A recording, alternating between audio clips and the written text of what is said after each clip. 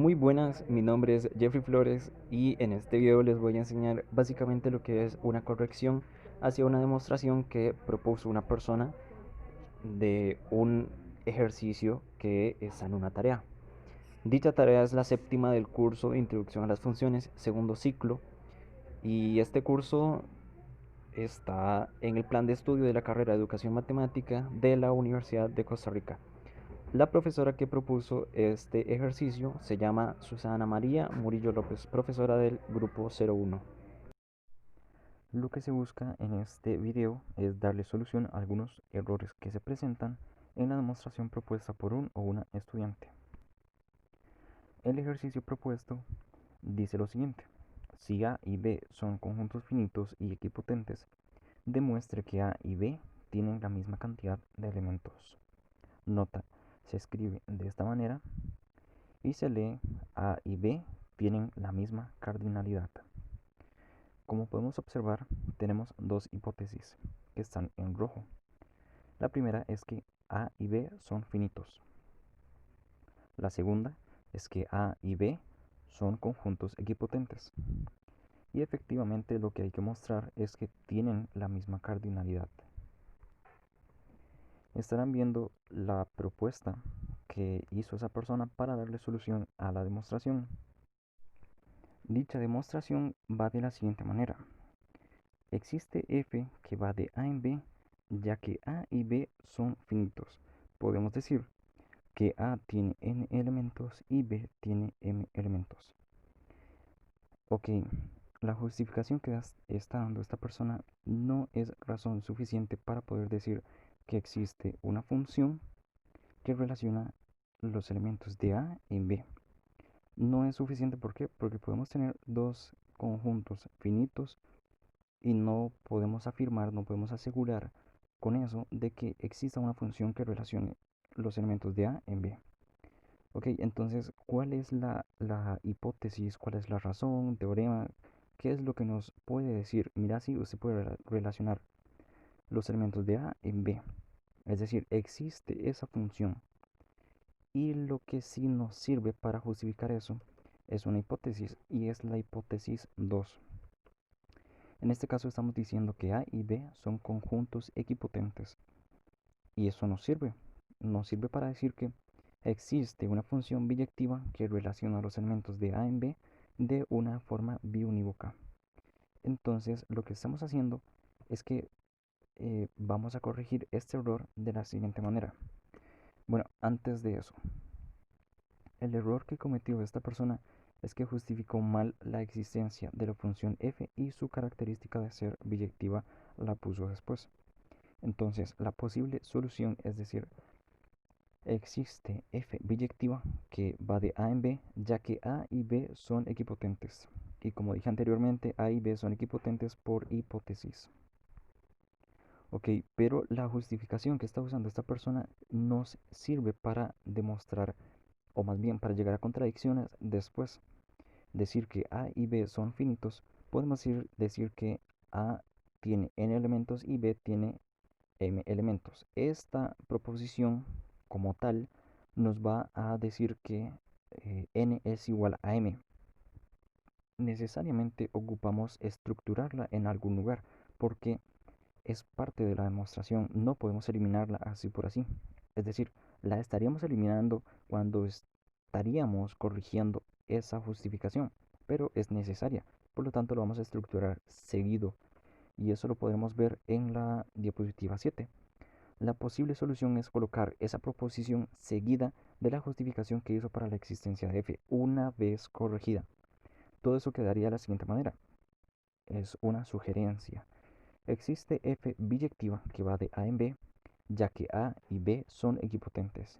Y como A y B son finitos, de hecho eso es una hipótesis, la hipótesis 1.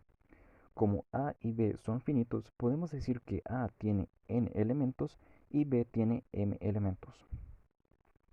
Entonces, así es como quedaría esa primera parte de la demostración. Lo que dice esta persona es que hay que mostrar que la cardinalidad de A y la cardinalidad de B son iguales. Y efectivamente eso hay que mostrarlo. Pero noten que Exactamente, esto implica que n es igual a m. Y por eso es importante que la proposición que mencioné anteriormente se pueda estructurar en algún lugar. Por contradicción, ok, acá tenemos un problema. Esta persona puso por contradicción n es igual a m. Y no podemos concluir eso, no podemos afirmarlo, sí podemos suponerlo y a partir de ahí ver cómo se define la función en los casos que vienen a continuación. Pero debemos decir, suponga por contradicción, n es distinto de m. Ojo a la palabra suponga, porque eso sí nos está diciendo, nos está dando permiso de usar n es distinto de m, aunque sea como suposición.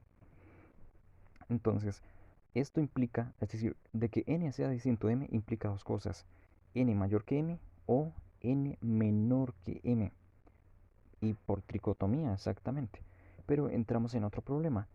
Esta persona no puso la o exclusiva, porque así como está, alguien puede leerlo y puede decir, ok, de que n sea distinto de m implica dos cosas simultáneamente, n mayor que m o n menor que m. No, o también, no necesariamente de una forma simultánea, sino que suceden y una puede suceder, la otra puede suceder después, depende, no. O sea, es una o exclusiva, o sucede una o sucede la otra. Y efectivamente la justificación de eso es por tricotomía, pero únicamente lo que faltó es el conectivo lógico. Entonces, la persona nos dice que vienen dos casos. El primer caso es cuando n es mayor que m. Y efectivamente ese es un caso. El otro es cuando pasa lo contrario. Perdón, no necesariamente lo contrario. Es cuando pasa que n es menor que m. Para que sea lo contrario, tiene que ser n menor o igual que m, pero no tenemos ese caso, entonces no lo vamos a tomar en cuenta. Es decir, el caso 1 y el caso 2 no son contrarios, pero vamos a ver cómo se define la función. Esta persona dice, sabemos que por hipótesis n es igual a m, y ok, bueno, antes de seguir, esto no es hipótesis, no la hemos tomado en cuenta en ningún momento y no hay forma de deducirla. Y lo que sigue diciendo esta persona es, por lo que decir que n mayor que m resulta una contradicción. Ok, esto resulta una contradicción por tricotomía, eso es cierto, pero lo que no es cierto es que está usando una hipótesis que no hemos definido, ¿verdad? No la hemos tomado en cuenta. Entonces, todo lo que viene a continuación no es correcto, porque está usando otros elementos que no vienen a la demostración. Entonces, vamos a seguir viendo qué pasa en el segundo caso, ¿verdad? Cómo demostró esta persona cuál fue la contradicción, cuál fue la conclusión, ¿verdad?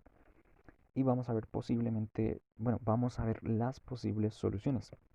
En el segundo caso dice que n es menor que m.